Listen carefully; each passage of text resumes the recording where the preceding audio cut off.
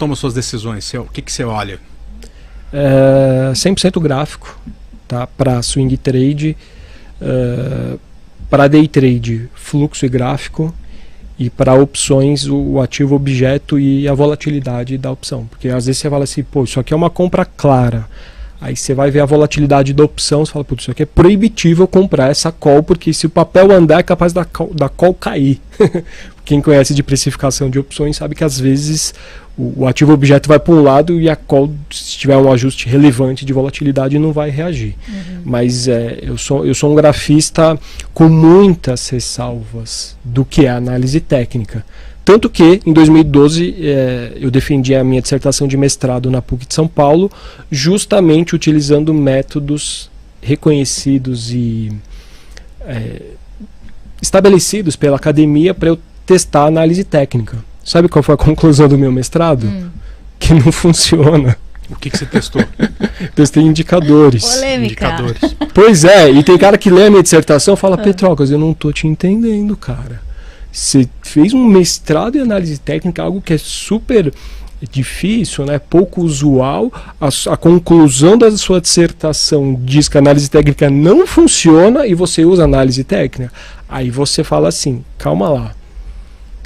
A pesquisa, ela envolve amostra, ela envolve o tempo, ela envolve método e ela é extremamente robusta do ponto de vista estatístico.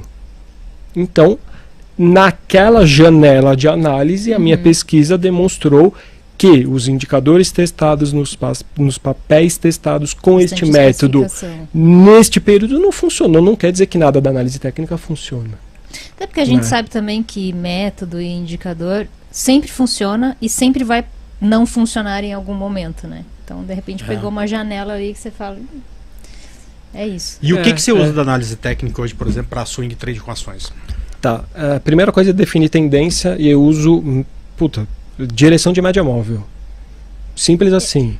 É simples e funciona maravilhosamente. Sabe que teve um tempo que eu era contra média móvel. Eu era muito assim, eu vou olhar preço e volume e é isso. No fim, todos os indicadores derivam dessas duas, né?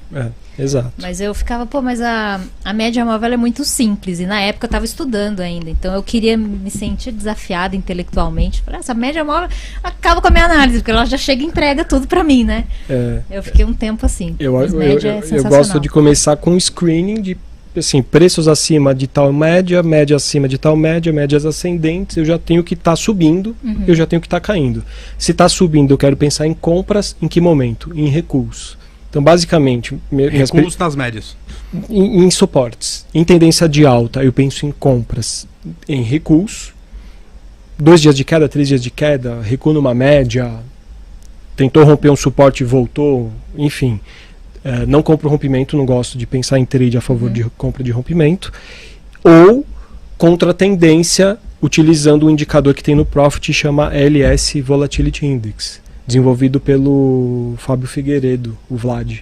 Grande Vlad, ele é ótimo. Um grande abraço, Vlad. Um abraço para ele. Monstro, muito gente boa, muito estudioso, e não sabia que tinha sido ele que desenvolveu. Esses dias eu coloquei no meu Twitter alguma coisa, que eu gosto de promover debates no Twitter, não sou muito longe de polêmica, mas debater opiniões, né?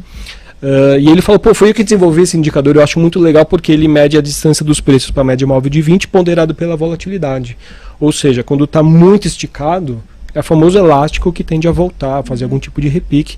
Então eu gosto de pensar em compras, em recuos, em tendência de alta, ou compras contra a tendência, tentando pegar a exaustão da venda, o mesmo no contrário. Então eu quero vender o que está em tendência de baixa quando repica, quando sobe, quando faz um movimento de correção, ou vender contra a tendência quando está muito esticado, falando, eu quero ver que você vai ter trouxa que vai pagar mais caro do que isso, eu acho que eu vou vender aqui. Às vezes dá certo, às vezes não dá.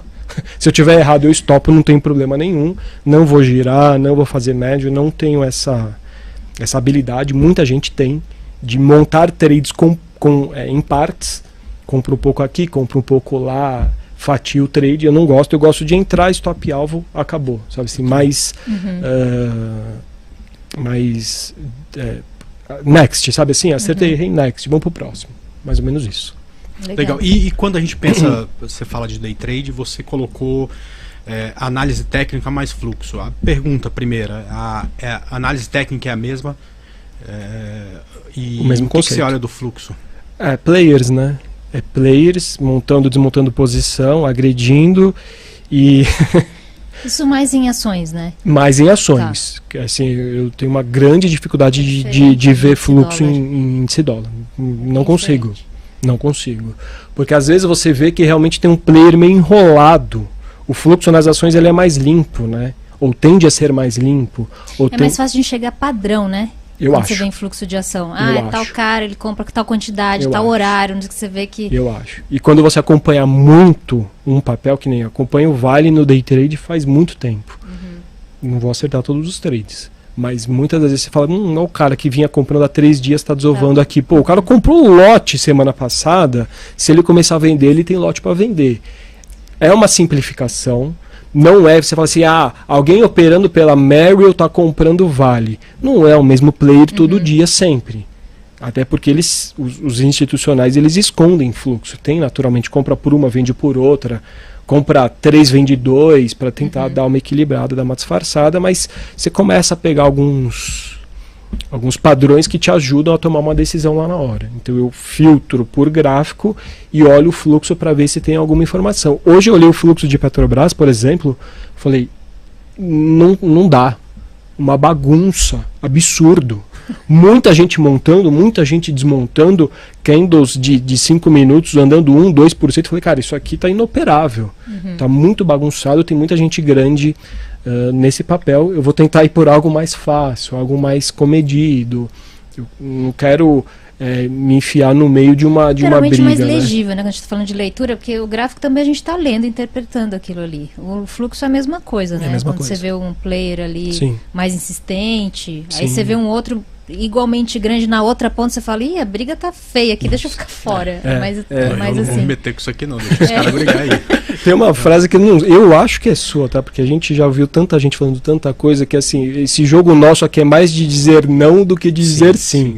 É sua essa frase? Essa frase é minha. Bacana. Excelente frase. Eu acho que eu falei uma vez